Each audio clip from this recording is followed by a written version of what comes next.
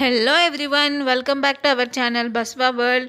ఈరోజు మన వీడియోలో చుక్క ఆయిల్ వాడకుండా 2 మినిట్స్లో రెడీ అయిపోయే healthy and tasty vegetable salad ఎలా చేయాలో చూసేద్దామండి. ఇది వెయిట్ లాస్కి చాలా బాగా హెల్ప్ అవుతుంది. నా పర్సనల్ ఎక్స్పీరియన్స్తో చెప్తున్నాను. మా హస్బెండ్ డైట్లో ఉన్నప్పుడు దీన్ని డైలీ తినేవారు and he got the best results. Video last వరకు చూడండి, స్కిప్ చేయకుండా. ఇంకా దీనికి ఏమేమి కావాలో చూసేద్దాం. క్యాప్సికమ్, కీరా, క్యారెట్, బీన్స్, ఇంకా టొమాటో, రుచికి సరిపడినంత ఉప్పు, కొద్దిగా పెప్పర్ పౌడర్. ఇప్పుడు స్టవ్ వెలిగించుకుని ఒక పాన్ పెట్టుకోవాలి. దానిలో కొద్దిగా ఇలా నీళ్లు పోసుకొని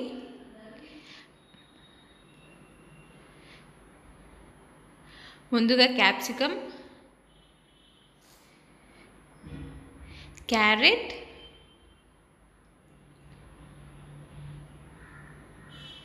బీన్స్,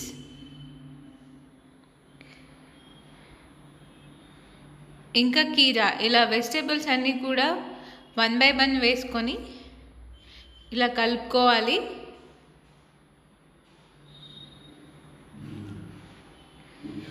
కలుపుకొని ఒక 2 నిమిషాల పాటు మూత పెట్టేసుకోవాలి. 2 నిమిషాల తర్వాత మూత తీసి చూస్తే మనకి వెజిటేబుల్స్లోంచి కూడా వాటర్ వస్తుంది. ఇప్పుడు ఈ స్టేజ్లోనే మనం ముందుగా కట్ చేసి పెట్టుకున్న టమాటోలు, ఇంకా రుచికి సరిపడినంత ఉప్పు కూడా వేసుకొని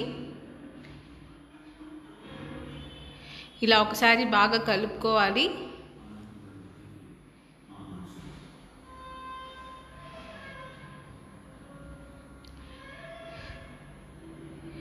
ఆ టమాటోలోంచి వచ్చే వాటర్తో కూడా మనకి ఈ వెజిటేబుల్స్ అన్నీ మగ్గిపోతాయండి. 2 నిమిషాలు మూత పెట్టుకోవాలి. 2 నిమిషాల తర్వాత మూత తీసి చూస్తే ఆ వెజిటేబుల్స్ అనేవి కూడా మనకి బాగా మగ్గిపోయాయి. ఫైనల్గా దీనిలో పెప్పర్ వేసుకొని ఒకసారి ఇలా బాగా కలుపుకొని స్టవ్ ఆఫ్ చేసుకోవడమేనండి. అంతేనండి, మన వెజిటేబుల్ సలాడ్ అయిపోయింది, రెడీ అయిపోయింది. ఇది వేడి వేడిగా తింటే చాలా హెల్తీ టు. ఇలా హాఫ్ బాయిల్డ్ వెజిటేబుల్స్ తినడం వల్ల వాటిలో ఉన్న ప్రోటీన్స్ కానివ్వండి, ఫైబర్, ఇంకా మినరల్స్ అనేవి కూడా మన బాడీకి ఫుల్గా వస్తాయి. ఇలా వీక్లో ఒక్కసారైనా ఇలా చేసుకుని తినడానికి ట్రై చేయండి. ఈ రెసిపీని ట్రై చేసి మీకు ఎలా వచ్చిందో కామెంట్స్లో నాతో షేర్ చేసుకోండి.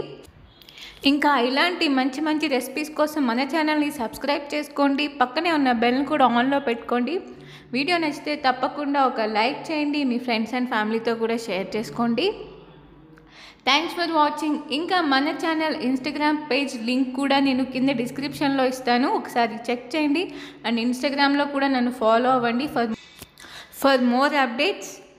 This is for today. We'll meet in next video with one more yummy recipe.